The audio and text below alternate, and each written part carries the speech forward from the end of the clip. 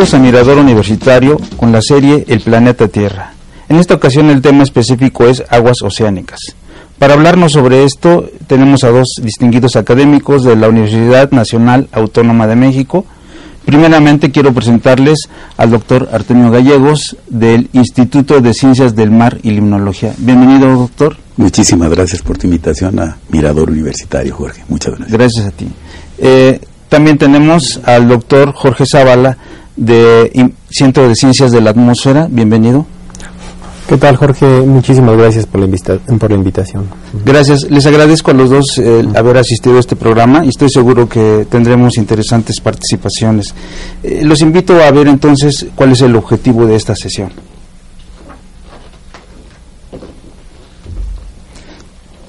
Vemos que esencialmente se trata de que el público conozca algunos fenómenos que tienen lugar en los océanos, la estrecha relación del agua y el clima, y finalmente el futuro de la investigación oceanográfica en México. Vemos que el tema es vasto como el mismo océano y tendríamos que tener un punto de partida para poder empezar a hablar. Le pediría al doctor Jorge Zavala, ¿cuál podría ser ese punto de partida?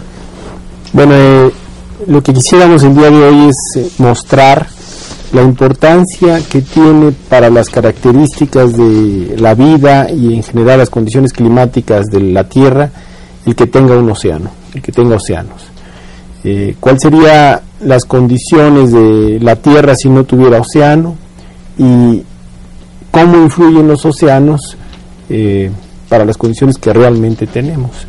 Esto es válido no solo para quienes viven en la zona costera o para cuando estamos en el mar, sino incluso para las personas que viven en las zonas más alejadas de las costas, ¿no? En realidad la Tierra recibe energía del Sol principalmente, o casi la totalidad de la energía que tenemos proviene del Sol, y esa energía penetra al planeta Tierra. Ahí, debido a que la Tierra tiene una atmósfera y tiene un océano, sufre una serie de transformaciones que lo convierten a la Tierra en un sistema especial, que es un sistema termodinámico abierto, digamos. Queda claro. Doctor Gallegos, ¿usted nos podría ampliar en qué consiste este sistema termodinámico abierto? Esencialmente 5 componentes principales. Como decía el doctor Zavala, el océano, la atmósfera, la corteza terrestre, los hielos polares y los glaciares continentales. También juega un papel primordial la biosfera, todos los seres vivos, todo lo que crece en este planeta, en agua, en aire, en tierra. Y hay otra componente por ahí, que es la que está dando sobre todo estas consecuencias que estamos viendo, que es la noosfera, que es lo que la inteligencia del hombre ha construido sobre esta superficie terrestre de nuestro planeta y tiene la capacidad de estarlo transformando. Esas serían las 5 componentes. Desde luego, este sistema se desarrolla en una geometría esférica. La Tierra es una esfera, está girando y tiene sus efectos sobre la evolución de este sistema termodinámico. Así es que yo lo pondría en esos términos de componentes. Muy interesante. Es importante que nosotros, como lego sobre el asunto, empecemos a considerar estos elementos para poder entenderlo. Doctor Zavala, uno de los temas actuales que vemos diariamente en la prensa es sobre el cambio climático, un tema muy importante. En cuanto a nuestro tema, que es el océano, ¿qué papel tendría el océano en esto del cambio climático? Bueno, el océano tiene una gran importancia en el clima en general, por supuesto también el cambio climático, pero brevemente podemos decir que la energía que nos llega del Sol llega a la superficie de la Tierra o del continente y se absorbe en unos cuantos milímetros, mientras que en el océano, como estamos viendo en la figura, esa energía penetra varios metros. Esto provoca que, a diferencia de la corteza terrestre, en que la temperatura aumenta varios grados a lo largo del día o de las estaciones, en el océano el aumento sea menor, pero en una capa mucho más gruesa. Entonces, el océano va a funcionar como un almacenador de calor. Esto queda reforzado por el hecho de que los océanos o el agua tiene una capacidad calorífica o un calor específico, digamos, 4 veces mayor que el aire o que la atmósfera. Y tiene también una densidad del orden de 1000 veces mayor. Lo que nosotros estamos viendo aquí en la tabla, efectivamente, es que estas características son muy distintas entre el océano y la atmósfera. Y otra característica que nosotros podemos ver es que como resultado de esto, para aumentar la temperatura en 1 grado de la atmósfera, se necesita la misma energía que para aumentar la temperatura en 1 grado en solo una columna de 2,5 metros de profundidad. Es decir, que la reserva de calor en varios cientos de metros que puede tener el océano comparada con la que tiene la atmósfera es mucho mayor. Entonces, por eso es que el océano juega un papel muy importante. Otra característica es que al ser un fluido el océano y al ser un fluido la atmósfera permiten que el movimiento de masas, y entonces lo que resulta es que al llegar la energía principalmente en latitudes tropicales es absorbida y después a través de las corrientes oceánicas o de los vientos es transportada a latitudes medias o latitudes polares. Y entonces como resultado tenemos que la temperatura en el planeta Tierra varía poco relativamente entre el día y la noche, o entre el verano y el invierno, y también entre las latitudes ecuatoriales y las latitudes medias o polares, ¿no? Entonces el océano juega un papel muy importante en que tengamos un clima mucho más homogéneo, menos variable que si la Tierra fuera solamente tierra, digamos, sólido. Para ir entendiendo a todos un poco más este tema complejo, ¿qué características físicas de los océanos podríamos destacar? Bueno, es importante, ¿no? Mucha gente dice, la Tierra podría llamarse el océano o el agua, digamos, porque el 75 o 3/4 partes del planeta están cubiertas por agua. Y los océanos tienen una profundidad media de 4 kilómetros, es decir, eso también es importante.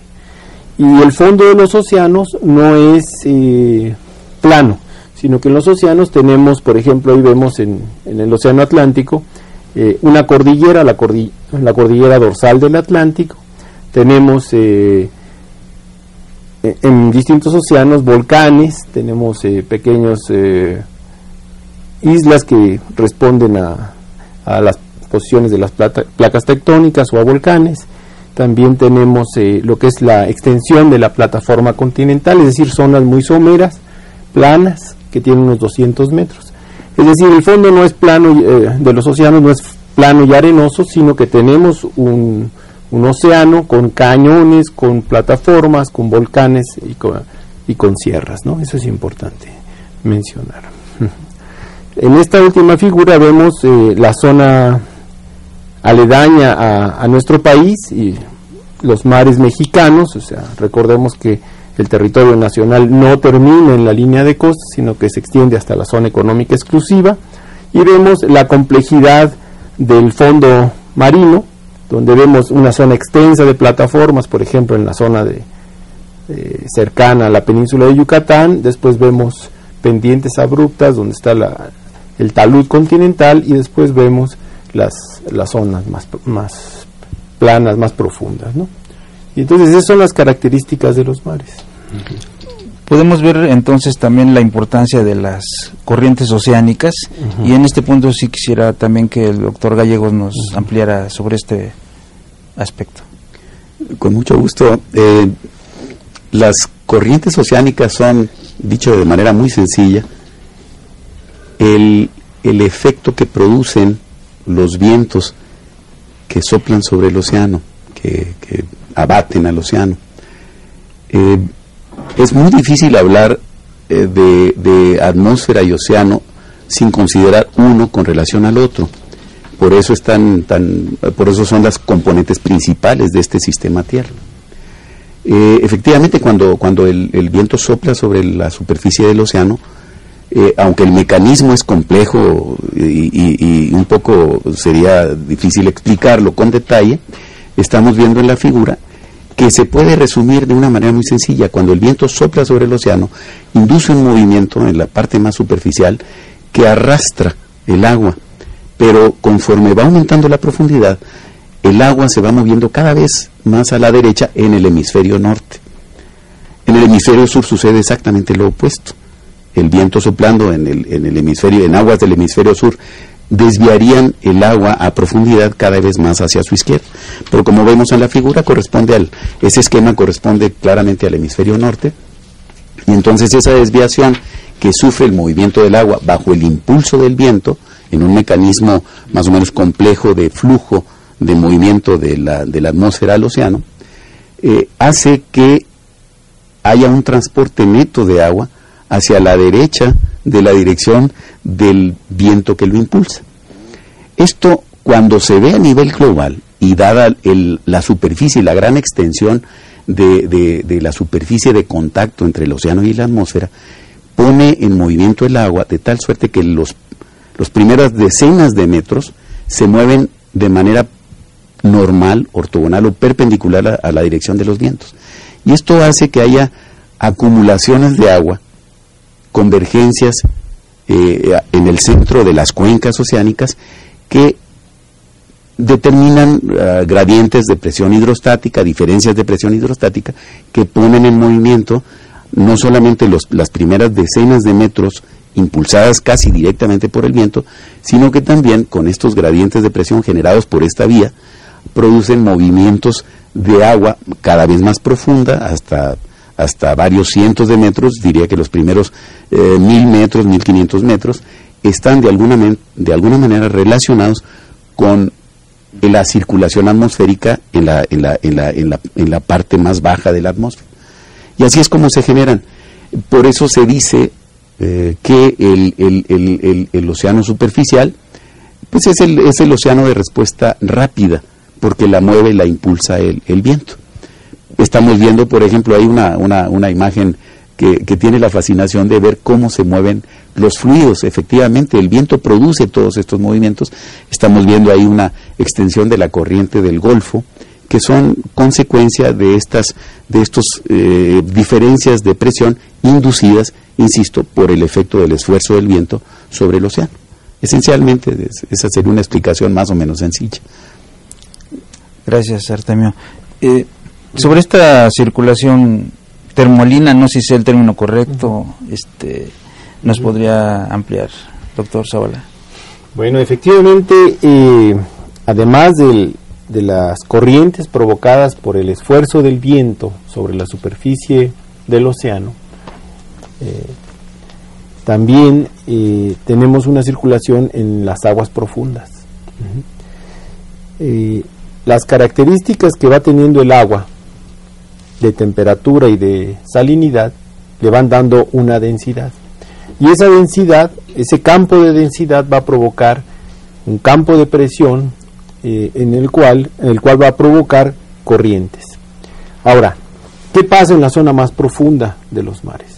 Bueno, en algunas regiones, al interactuar el océano con la atmósfera, se forman aguas de temperaturas muy bajas y de salinidades altas, y esas aguas adquieren una mayor densidad, es decir, son más pesadas y se van hasta el fondo de los mares. Decíamos que en promedio tienen unos 4 kilómetros de profundidad.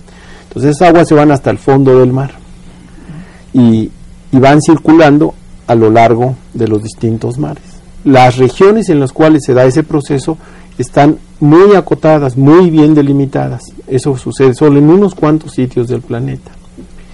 Y eso depende también de las condiciones climáticas, es decir, puede variar la cantidad de agua profunda que se está formando.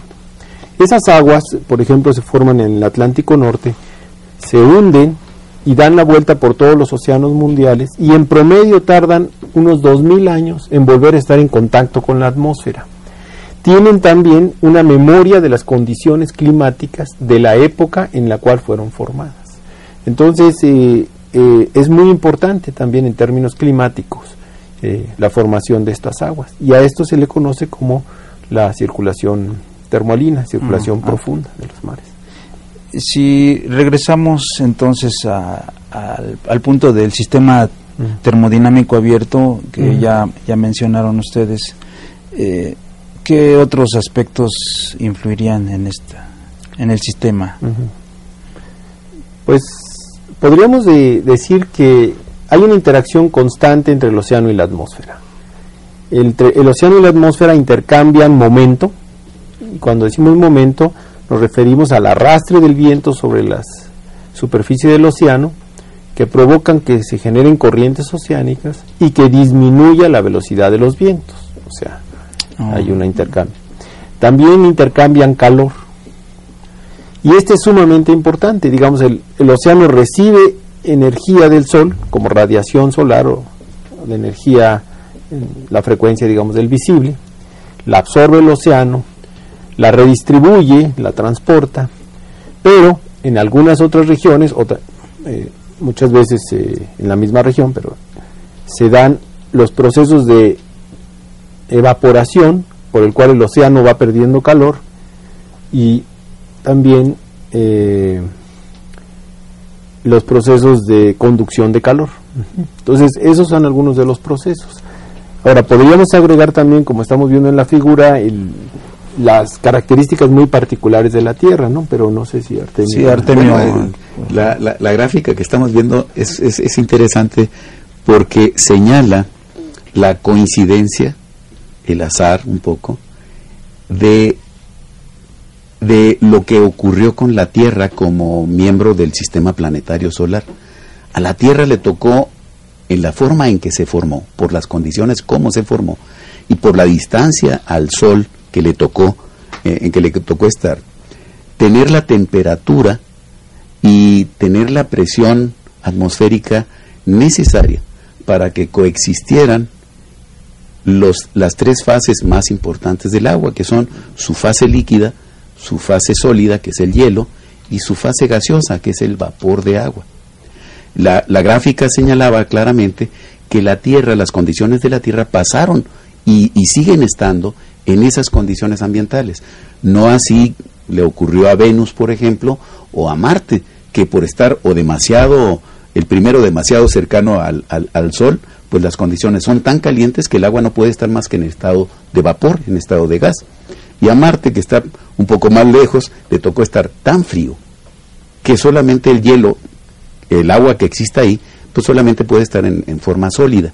Entonces, tenemos la suerte o la fortuna de haber estado en estas condiciones ambientales. Y la coexistencia de las tres fases del agua son precisamente las condiciones que dan paso, dan lugar, permiten el desarrollo de la vida. Y gracias a esas condiciones, bueno, junto con la presencia de otras sustancias muy importantes como el carbono, el nitrógeno, el oxígeno, fosfatos, etcétera, pero sin el agua, en esas tres condiciones, la vida no sería posible. De ahí que la importancia del océano, ¿no? Gracias, Artemio. Gracias, Jorge. Les agradezco su participación hasta el momento y vamos a hacer una pausa para identificación del programa. Gracias.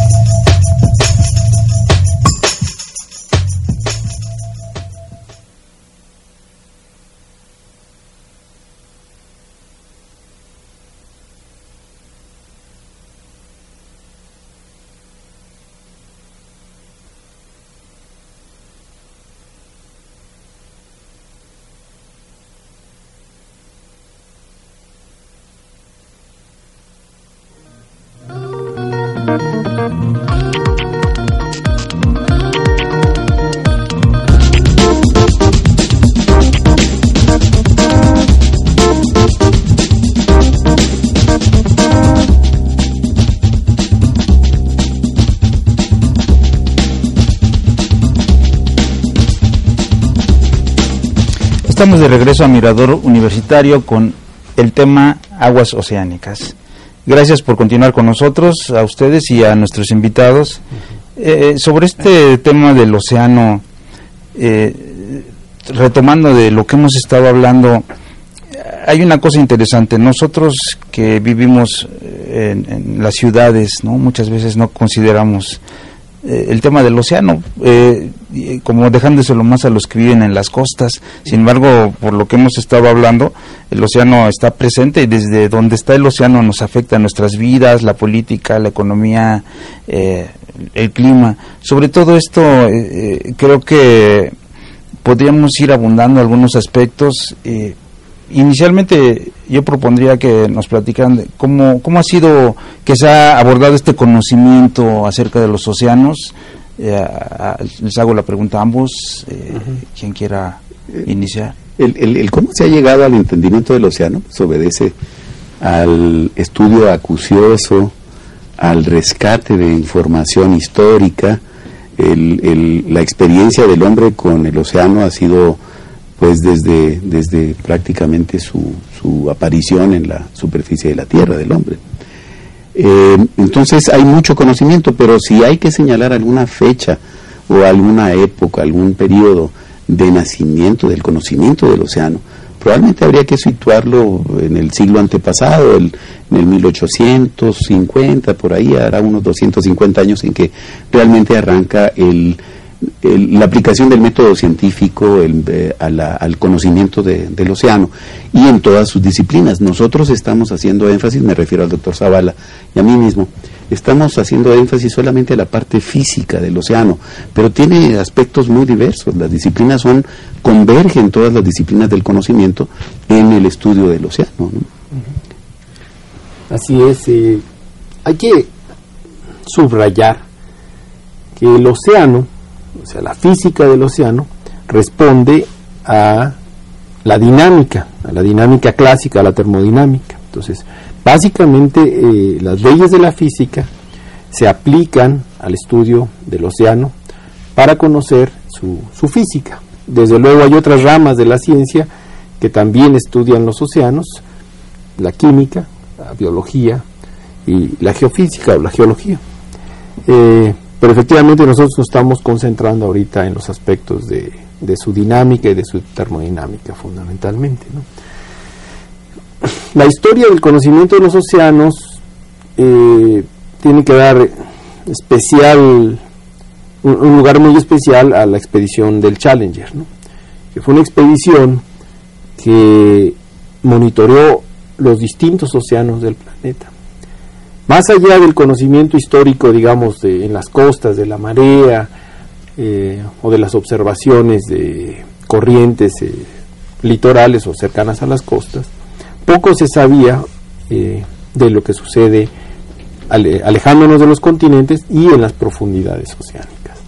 Entonces, durante todo el siglo pasado se realizaron una gran cantidad de expediciones por medio de buques oceanográficos, buques de investigación, en los cuales se iba a realizar mediciones. O sea, la medición es fundamental para conocer el dato, tener datos, buenos datos del océano. Entonces, una gran cantidad de expediciones, algunos programas internacionales han ido permitiendo conocer los océanos. Ya en la época más reciente aparecen otros dos factores. Uno de ellos es la presencia de la percepción remota de los satélites. O sea, los satélites son muy importantes hoy en día para conocer los océanos. Principalmente medimos o se mide la temperatura superficial del mar por medio de satélites, se mide el nivel del mar, o sea, lo que nosotros llamamos la altimetría. Y esta altimetría es una pequeña desviación de unos cuantos centímetros o decenas de centímetros del nivel del mar con respecto al nivel medio del mar. Esto es aparte de las olas. Estamos hablando de escalas de decenas de kilómetros. Se forman pequeñas montañas, por decirlo de alguna manera, y valles que están asociados con la presencia de corrientes oceánicas o giros oceánicos. Entonces, a partir de medir la altimetría, nosotros podemos conocer las corrientes en la superficie, o algunas ondas, como por ejemplo la onda que está asociada al fenómeno del Niño, del cual vamos a hablar. Podemos platicar un poquito también.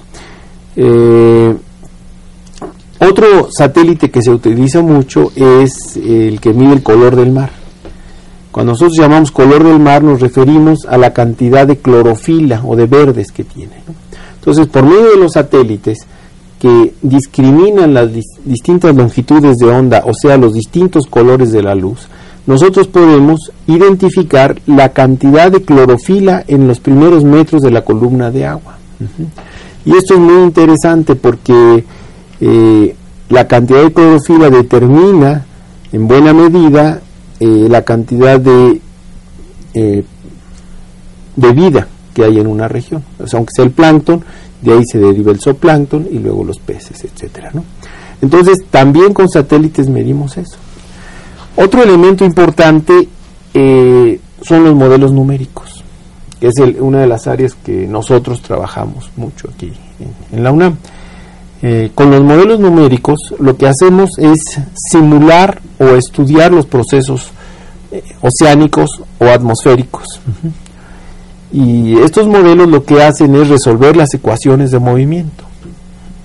Lo que nosotros hacemos es tratar de conocer las condiciones en un momento dado, las condiciones iniciales, y luego los forzamientos que vamos a tener, por ejemplo el viento o la cantidad de radiación solar. Esa información la metemos en la computadora, creamos una malla de varios millones y millones de puntos, y por medio de supercómputo simulamos los procesos oceánicos. Uno puede utilizar los modelos numéricos para estudiar procesos o para hacer pronóstico, por ejemplo. Y esa herramienta ha aportado muchísimo, ¿no? Para el conocimiento actual. Y una serie de tecnologías.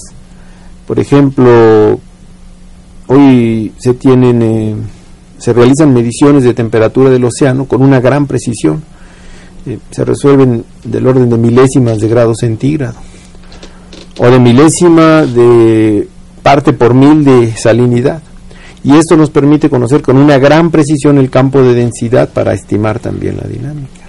Es decir, una serie de factores sumados a la teoría, al conocimiento teórico de física y de matemáticas aplicadas al océano, son los cuales las herramientas con las cuales se ha venido conociendo los procesos oceánicos, ¿no? Con estas aplicaciones, doctor, que se han mencionado, si consideramos que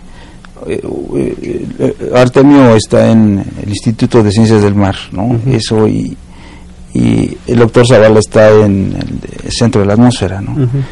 Ahorita tenemos en común el tema de las aguas oceánicas.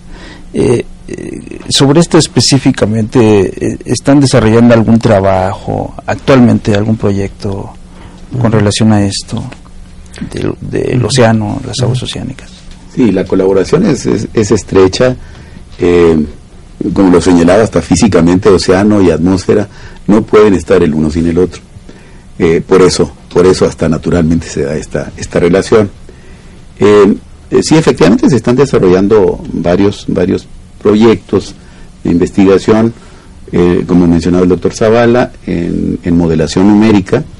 Es importante el esfuerzo que se está realizando, también en el manejo de la información que proviene de los satélites que orbitan la Tierra y que nos están dando también información directa sobre las variables que ya se mencionaban.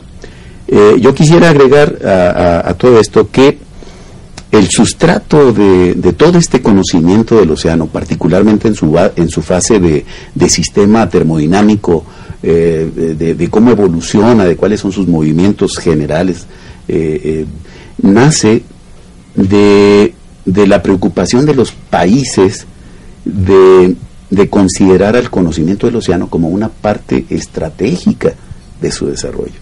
Entonces los países que conocemos como desarrollados desde hace 200 años están bajo ese concepto de que consideran el conocimiento geográfico, tanto terrestre como marino, como esencial para su propio desarrollo. Y eso es una enseñanza que nos ha tomado mucho tiempo aprender a los países que no se nos considera desarrollados, sino los que estamos en desarrollo, según se dice. Si no hubiera sido por ese concepto de los estados, de considerar este desarrollo estratégico, pues no hubieran nacido las instituciones que a propósito se han conformado. Entonces hay en el mundo, en los países desarrollados, las instituciones de investigación oceanográfica y meteorológica, pues son las que han tenido la vanguardia. Y nosotros hemos aprendido poco a poco que también es importante involucrarnos en este conocimiento, y de ahí todo el desarrollo tecnológico. Sin los dispositivos modernos, los satélites, la nueva instrumentación oceanográfica, la aplicación de la teoría, de la física y de la matemática a la física del océano. Inclusive no hemos mencionado todavía que hay modelos de laboratorio de fluidos geofísicos para simular y estudiar con mayor detalle lo que está ocurriendo en el océano, pero en ámbitos un poco más controlados, y tratar de entender y sobre todo de adquirir una posibilidad de pronosticar qué es lo que va a ocurrir en el océano y en la atmósfera con los nuevos forzamientos o con la variabilidad en el forzamiento de estos dos componentes del sistema Tierra, ¿no? Sí, acabas de mencionar la cuestión pronóstico, ¿no? Que es una palabra común para todos nosotros que entendemos, ¿no? Yo quisiera preguntarles, con base en estas simulaciones y variantes de estudios, de investigaciones, ¿podemos de alguna manera anticipar algunos problemas que como los que se han presentado, ¿no? Del cambio climático, por ejemplo? Bueno, desde luego que sí. Y un poco contestando la pregunta anterior y esta al mismo tiempo, en el sentido de qué proyectos tenemos nosotros, ¿no? Nosotros tenemos algunos proyectos en curso, varios. En particular estamos estudiando procesos en el Golfo de México. Creo que tenemos por ahí alguna animación de la circulación en el Golfo de México que podría ayudarnos a ilustrar los procesos que estamos estudiando. Si la pudieran poner, pues ayudaría, ¿no? Bueno, en lo que lo buscan, podemos continuar. Y entonces, en particular, por ejemplo, estamos estudiando la circulación en la zona de la plataforma continental de Veracruz. Estamos estudiando también los procesos de transportes entre la zona de plataformas y la zona profunda en el Golfo de México, que están asociados a transportes de nutrientes y de clorofilas y que tienen un impacto importante en las pesquerías. Hay un proyecto muy grande en el cual estamos participando varias instituciones junto con el CICESE para estudiar la circulación profunda del Golfo de México y apoyar los trabajos de exploración petrolera. Perdón, ¿CICESE qué sería para nuestro público? El CICESE es el Centro de Investigación Científica y de Enseñanza Superior de Ensenada, que es un centro de investigación mexicano, y que tiene un grupo muy grande de investigadores en el área de oceanografía física. Entonces, en colaboración con ellos también estamos estudiando el Golfo Profundo. Para esto se están utilizando, entre otras cosas, y vale la pena mencionar, el buque oceanográfico Justo Sierra. Este buque oceanográfico, que es parte de la UNAM tiene dos buques. Uno es el Justo Sierra, que está en el Golfo de México, y el otro es el Puma, que está en el Océano Pacífico. Sí. Ahora, la simulación que teníamos hace un momentito es un ejemplo de los estudios que se hacen por medio de la computadora. Tenemos una simulación de la circulación del Golfo de México por medio de la computadora, en la cual nosotros vamos identificando procesos y los vamos ilustrando. Entonces aquí, por ejemplo, vemos la formación de anillos con colores rojos. Vemos anillos que giran en el sentido de las manecillas del reloj, vemos la llamada corriente de Lazo que cruza el estrecho de Yucatán, entre la península de Yucatán y Cuba, y vemos también algunos azules que están asociados a giros en el sentido contrario a las manecillas del reloj. Esta circulación es característica del Golfo de México. También vemos, por ejemplo, pequeñas flechas o pequeños espaguetis que nos van mostrando cómo se van moviendo las partículas. Entonces, esta es una simulación que realizamos aquí en la UNAM, y las visualizaciones también se realizan aquí en la UNAM, en distintos proyectos, y nos van ayudando a entender e ilustrar los procesos que estamos estudiando. Bueno, podemos ver que la UNAM ha estado entonces presente, ¿no? Presente en esta temática con sus investigaciones, con otras instituciones, colaborando y supongo que también que internacionalmente, ¿verdad? Sí. O sea, la Tierra, bueno, pues es una área común, sí, ¿no? Al ser humano. El océano conecta a todos los países, por fortuna, y hay un gran interés en hacerlo, y realmente da gusto decir que pues hay muy diversas instituciones en nuestro país que hacen énfasis en una o en otra disciplina del océano, según la institución. Tenemos en Mérida, en el CINVESTAB, que es el Centro de Investigación y Estudios Avanzados del Politécnico. El mismo Politécnico tiene en La Paz el CICIMAR. En fin, hay instituciones, las universidades, la de Veracruz, la de Baja California, tienen instituciones realmente con grupos de estudio muy serios, con una gran capacidad para ir tomando conocimiento del océano. Bueno, vamos a hacer otra pausa, vamos a retomar esto enseguida, y invitamos a consultar los teléfonos para correos de voz a nuestro público.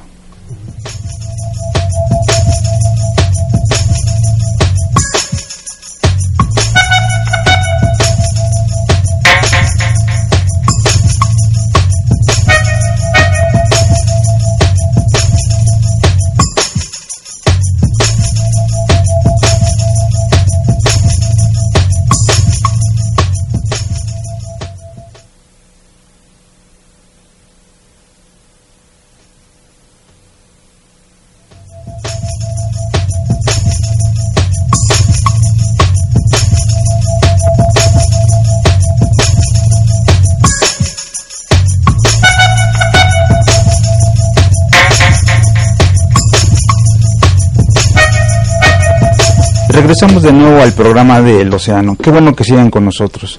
Quisiera entonces con nuestros invitados retomar la temática. Le preguntaría al doctor Gallegos concretamente, ¿qué otros movimientos se dan en el océano? Hay movimientos francamente singulares por el hecho de que la Tierra pues es una esfera y está girando. A esos movimientos se les conoce como movimientos geofísicos, por esa particularidad.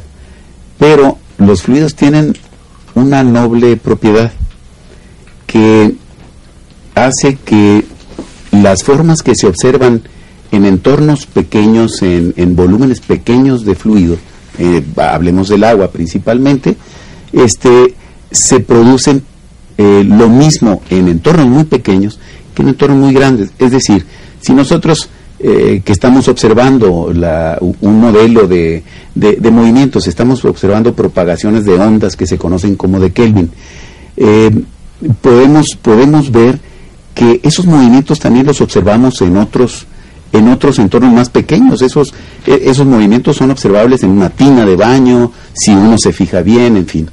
Entonces, cuando uno trata de explicar esta dinámica de los océanos, es singularmente pedagógico recurrir a la analogía de entornos más pequeños. Entonces, cuando uno habla de estas ondas, de esta propagación de ciertas señales que o bien se manifiestan en modulaciones en la superficie, en alteraciones en la superficie del mar, que se ven como abultamientos o valles en la superficie del mar, esos movimientos los podemos muchas veces imaginar y reproducir en entornos más pequeños, en una pila de agua, en una tina de baño, en fin, para entenderlos mejor. Desde luego que aquí los forzamientos son distintos. En el océano el principal forzador es el viento, que acumula agua sobre las costas, y luego cuando cede el viento, otra vez la superficie tiende a adquirir su nivel de superficie, su nivel de equilibrio, el nivel medio del mar. Cualquier alteración a esto, bajo el efecto gravitacional de la Tierra, hay una tendencia pues a esa situación, a ese estado de equilibrio. Pero cuando hay una perturbación, pues esa perturbación, el fluido, el agua del mar, tiene la virtud de propagarlo. Es como cuando uno tira introduce una piedra en un estanque, tira una piedra en un estanque, el cómo se propaga ese efecto como ondas circulares que se van, y eso todo lo hemos observado, ¿no? Entonces, este tipo de ondas se producen en el océano y reciben distintos nombres según sus características. Lo que estábamos viendo en el modelo, cuando dije de una propagación de onda de Kelvin, son típicamente aquellas perturbaciones que requieren de una frontera lateral para poder existir. Hay otras que son un poco más difíciles de observar, que son ondas de carácter planetario, en donde el forzamiento no solamente es la gravedad, sino el cambio de esfericidad de la Tierra, es decir, son condiciones propias de movimientos en una esfera. Simplemente basta decir esto. El doctor Zavala, que es el jefe del servicio mariográfico del Instituto de Geofísica, hablará mejor de este tipo de ondas cuando éstas se convierten en mareas, ¿no? Pero es otro tipo de ondas, entonces sí son movimientos diversos. Sí, bueno, estamos entonces conociendo más al océano. Es como algo que no solamente es lo que vemos a simple vista, ¿no? Hay toda una vida, un movimiento que no alcanzamos a ver a simple vista. También, y de acuerdo a todo lo que nos están ustedes mencionando, efectos que vienen desde la misma atmósfera, de la situación planetaria, o sea, una serie de aspectos que a veces que los que no somos especialistas no tomamos en cuenta, y que gracias a ustedes pues ya estamos entendiendo en ese sentido.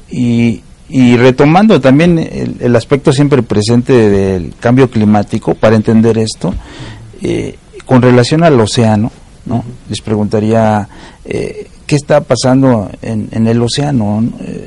Ya concretamente con esto del cambio climático que se menciona tanto últimamente. Bueno, lo primero que comentaría es sobre tu pregunta. Tú preguntas qué está pasando con el océano y no qué va a pasar, lo cual es correcto.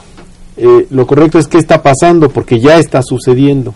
Mucha gente habla del cambio climático como algo que va a suceder en el futuro, y no como algo que ya estamos viviendo, y que efectivamente es probable, o todo sugiere indicar que se va a intensificar conforme pasen los años, dependiendo de las medidas que se tomen para mitigar este cambio. Pero los efectos del cambio climático ya los estamos viendo, ¿no?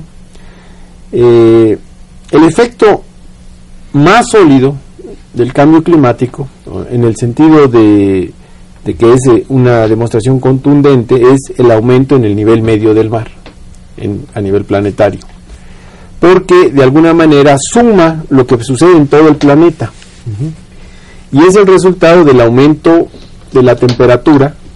Al aumentar la temperatura promedio del mar, pues se hace ligeramente menos densa, y entonces aumenta el nivel del mar, por un lado. Por otro lado, los deshielos también contribuyen a que agua que estaba sobre los continentes, digamos sobre Groenlandia en particular, pase a ser parte de los océanos y contribuya a aumentar el nivel medio del mar. Las mediciones que se realizan para conocer este monitoreo son de dos tipos. Por un lado, las históricas y tradicionales, que son las mediciones en distintos sitios del nivel del mar, los famosos mareógrafos, de la cual la UNAM es uno de los pioneros a nivel mundial de realizar estas mediciones desde los años 40, desde el siglo pasado. Se han estado haciendo estas mediciones y dejan ver cómo va aumentando el nivel del mar en las costas de México, y eso se hace en distintos lugares del mundo, del planeta. También, y a partir de principalmente del año 93, se mide el cambio en el nivel medio del mar a partir de satélite. Es decir, hay satélites que tienen un control, de los cuales se tiene un muy buen control de su órbita, lo cual nos permite conocer la distancia del satélite al centro de la Tierra, que van emitiendo un pulso, una radiación electromagnética, como un radar, y el eco les permite conocer la distancia del satélite o del sensor con respecto a la superficie del planeta. Al realizar mediciones a lo largo de meses o de años, se va eliminando o filtrando los procesos asociados a corrientes oceánicas, a remolinos oceánicos, que describía yo hace un rato, y se va conociendo cómo aumenta el nivel medio del mar. Por eso es muy importante realizar estas mediciones, tanto regional y puntualmente como con satélite. Y esas mediciones muestran que en los últimos 50 años, por ejemplo, el aumento en el nivel medio del mar promedio en el planeta es de unos 2 milímetros. Y esto varía en cada región, porque en cada región no solo tenemos el aumento del nivel del mar, sino también tenemos los efectos locales de corrientes y otros fenómenos oceánicos y atmosféricos, y los del movimiento de la corteza terrestre. Y entonces se tiene que ir identificando las causas del cambio en el nivel del mar en cada uno de los sitios, y hay que realizar esas mediciones. Entonces, ese es el efecto quizá más importante. Otro efecto es el aumento en la temperatura superficial del planeta, que provoca condiciones favorables para que los huracanes intensos sean más frecuentes. Es otro efecto que ya estamos viendo, aunque ahí estadísticamente hay que ser más cuidadoso. Cuando tenemos un huracán categoría 4 o 5, no podemos decir que se debe al cambio climático, porque esos huracanes categoría 4 y 5 han existido desde antes del efecto de las actividades humanas sobre el clima. Pero cuando vemos que son más frecuentes en escala de todo el planeta, o sea, en promedio son más frecuentes, bueno, eso sí es un efecto del cambio climático. O sea, un huracán individual no lo es, pero el promedio, el conjunto de eventos de este tipo que va aumentando, pues sí, ese aumento es el que es el efecto del cambio climático. Luego, los patrones de circulación oceánica y circulación atmosférica van cambiando con el cambio climático. Por eso hablamos de cambio climático, no solo de calentamiento global. Sí. Porque cambian no solo la temperatura, sino otras variables, como puede ser la precipitación, que es muy importante. Entonces, los patrones de precipitación se van modificando. Y así vamos viendo distintos impactos. Bien, considerando que nuestro país no tiene mar por un lado y mar por otro, pues es también muy importante para nosotros este conocimiento. ¿Qué sigue ya con respecto a México en el estudio de sus mares? Esto ya a manera de conclusión les pediría una síntesis. Bueno, se han hecho estudios de los mares nacionales en la zona económica exclusiva de México, que es muy extensa por el lado del Pacífico y que se comparte también con los otros países, Estados Unidos y Cuba, en el Golfo de México. En particular en el Pacífico, pues hay una especie de regionalización natural. Están 4 o 5 zonas muy destacadas. Primero, el Golfo de California, que es uno de los mares marginales más importantes del Pacífico, del Océano Pacífico, y es una cuenca alargada con características singulares que hacen que tome una importancia particular el estudiar la circulación y lo que ahí sucede. Es una especie de laboratorio, se presta para hacer estudios casi como de laboratorio natural, y se han hecho, no lo suficientes, pero sí se han hecho de manera importante. Hacia afuera de la península de la península de Baja California, pues está toda la zona de influencia de la corriente de California, que trae aguas relativamente más frías de latitudes templadas y polares. Un poquito más al sur, en la parte tropical, tenemos la zona de la alberca caliente del Pacífico mexicano, que es una zona que se distingue por la influencia que tiene sobre los procesos meteorológicos que ahí se dan.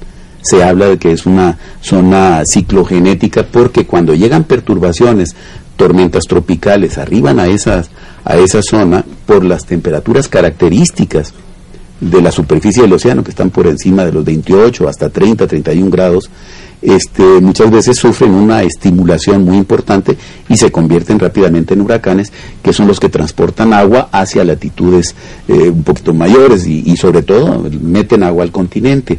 Estamos observando ahí claramente todo lo que está en rojo, pues es la alberca caliente del Pacífico mexicano. Estamos ahí viendo una simulación, una interpolación de varios años de información satelital sometidas a un procedimiento que hace que veamos lo que ocurre en un año en la temperatura superficial en nuestras aguas territoriales. Hay otra zona que también se puede ver ahí en el Pacífico, que es la zona del Golfo de Tehuantepec, que no es precisamente un golfo muy cerrado, pero que tiene una característica importante. Por el istmo de Tehuantepec soplan vientos muy intensos que hacen que se mezcle agua que es relativamente más fría, agua subsuperficial, y al soplar el viento violentamente sobre el océano, hace que haya una mezcla que emerge, hace que aflore agua a la superficie, agua relativamente más fría, y eso rompe toda la alberca caliente y crea una zona muy interesante. Entonces esas son las regiones en el Pacífico más importantes. En el Golfo de México yo preferiría que el doctor Zavala lo describe, porque ha sido motivo de publicaciones recientes. Sí me gustaría también agregar cuál es la tendencia y cuál es la necesidad de la investigación en los próximos años. Desde luego hay procesos que vamos conociendo y que tenemos que profundizar en su estudio para entenderlos mejor. Pero hay una tendencia mundial de monitorear en forma continua los océanos, o sea, con redes de monitoreo continuo que nos permitan conocer mejor el estado actual de los océanos y desarrollar la capacidad de pronóstico para las muy diversas actividades, entre otras prever los mal llamados desastres naturales, que no deberían de ocurrir.